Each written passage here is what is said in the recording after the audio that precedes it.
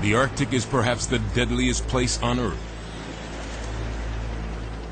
When the brutal winter grips this stunning wilderness and temperatures plummet to a lethal -50 degrees, everything freezes, including the countless lakes, great and small, that are everywhere in the north.